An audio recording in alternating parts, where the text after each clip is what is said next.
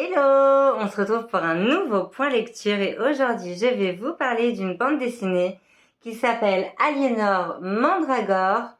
Merlin est mort, vive Merlin aux éditions Rue de Sèvres. Et on retrouve pour le dessin Thomas Laboureau et pour le scénario Séverine Gauthier.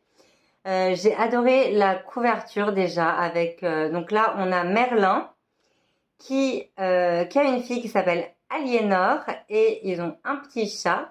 Et en fait, Merlin, il est vraiment expert en champignons et il donne des petites leçons du coup à Aliénor, donc au cœur de la forêt de Brocéliande. Donc voilà, il lui apprend plein de choses sur les champignons, mais Aliénor, elle n'est pas très attentive à ce qu'il lui raconte et elle va trouver une mandragore et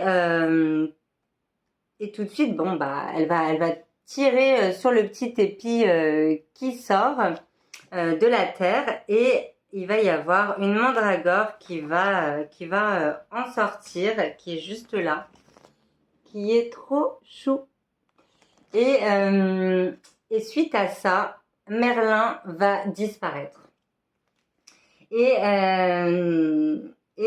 va tout faire pour que Merlin redevienne Merlin en fait, parce qu'il va disparaître mais d'une manière très spéciale. Je vais pas vous dire de quelle manière il disparaît, mais j'ai trouvé ça hyper intéressant. J'ai adoré vraiment le graphisme de cette petite bande dessinée. C'est ce qui m'a fait l'acheter parce que déjà Aliénor, je la trouvais trop belle. Et j'ai beaucoup aimé aussi Merlin. J'ai bien aimé tout l'univers. Moi, j'adore tout ce qui est légende arthurienne. J'ai toujours aimé collectionner même des cartes avec la fée Morgane, etc.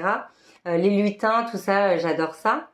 En même temps, c'est vrai que j'ai quand même une grosse partie bretonne. Et j'ai déjà visité la forêt de Brocéliande quand j'étais plus jeune. Et donc, ça m'a vraiment, avec cette BD, replongé vraiment dans cette ambiance avec Merlin, Morgane, Viviane, Lancelot, etc. Et j'ai trouvé ça vraiment hyper cool. Et voilà, donc c'est une petite bande dessinée que je vous conseille. Je vais pas en dire beaucoup plus. Mais franchement, c'était super cool. Je l'ai acheté, je l'ai lu directement. Et j'ai adoré tous les personnages. Ils sont trop mignons avec le petit chat qui est là. On va avoir Morgane qui a une énorme ruche en fait. Mais elle a vraiment des abeilles géantes. Et j'ai adoré.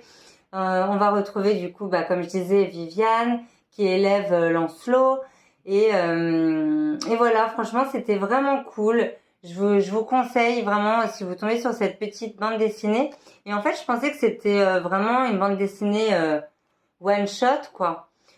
C'est un peu le cas parce que c'est un tome unique et en fait, il n'y avait pas de numéro dessus. Donc c'est pour ça que je me suis dit qu'il n'y avait pas d'autres tomes. Et en fait, j'ai regardé un petit peu et il me semble qu'il y a 5 tomes en tout. Et franchement, j'ai trop envie de découvrir les autres tomes. Donc si je tombe dessus, pourquoi pas. Parce que celui-ci, je l'ai vraiment pas eu cher. Mais il y en a un qui me tente trop parce que c'est sur les Korrigans. Et moi, j'adore les Korrigans. J'adore cette légende avec ces lutins qu'on appelle les Korrigans et qui dansent jusqu'au bout de la nuit. Et ouais, j'aimerais beaucoup découvrir les autres tomes. En tout cas, c'était une très bonne découverte. Ça m'a juste trop donné envie de retourner dans la forêt de Brocéliande parce que c'est un endroit vraiment trop beau, plein de magie et voilà, donc une BD vraiment cool. On se retrouve bientôt pour un prochain point lecture. Ciao ciao!